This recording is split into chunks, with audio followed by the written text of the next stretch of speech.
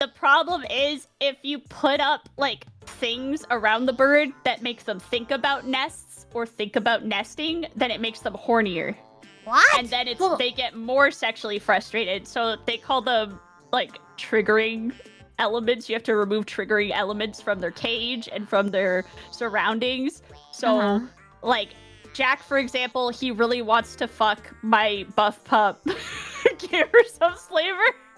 That's fucking hilarious. He really likes buff pup gamer subs and water bottles. He really likes those, so I try and keep them away from him, because then if I minimize how horny he is, then he's not frustrated, he's not pent up, he's happy and he's relaxed and he can play and live a fulfilling bird life. But there's no actual relief to bird sex. Like there's no, okay, well I'll give you your lotion and here's a sock, do your thing, you'll feel better. That's not a thing.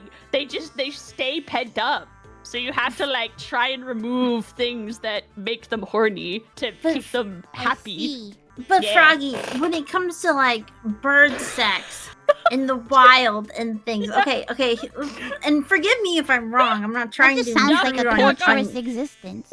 On your bird orgy knowledge. I'm just wondering, like it's sounding like you're a Catholic mother and you're telling your sons that masturbation is a sin. Yes. And I'm wondering if you just let them do their nut, if they would resolve it on their own like normal birds in the wild who have to earn the affection of a female bird by putting on a performance of RuPaul's Drag Race.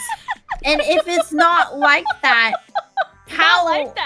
how do birds just like relax in the wild? Or are they constantly horny are they always after that bird jorking? So there are seasons. For some birds, it happens once a year. For other birds, it happens twice. But there are several months in the year, 2 or 3, where their hormones kick in and tell them it's time to reproduce. We're prey animals. We're hunted for our flesh. We have to create more of us before we get eaten. What do you mean, our flesh?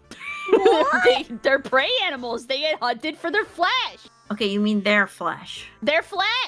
Okay. Sorry, yes, that was from the POV of the horny bird. I was in the feathers of the horny bird. I was just clarifying. I wanted to make sure you were the horny bird and not yourself. So they're kind of like robots a little bit. They're weird little drones where they go, it's time to make more drones, and they'll be crazy and horny and aroused and prone to arousal for those months, and then they're chill after that. Okay. Like they're chill and it just goes away.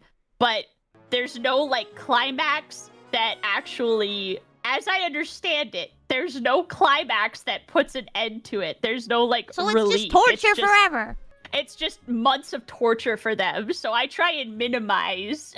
So how often does Kiwi not have post-nut clarity but chronic nut syndrome?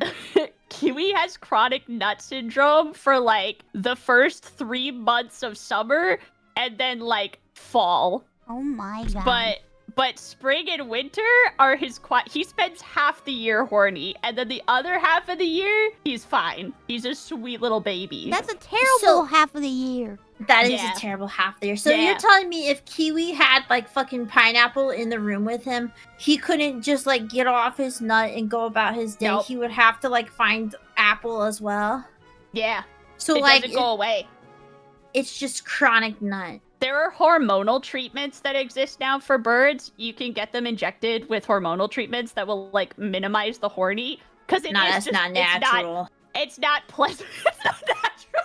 I don't believe in anything the government tries to sell you unnaturally, okay? I believe in eating all natural shit. I don't believe in the government, okay? That's one thing about me.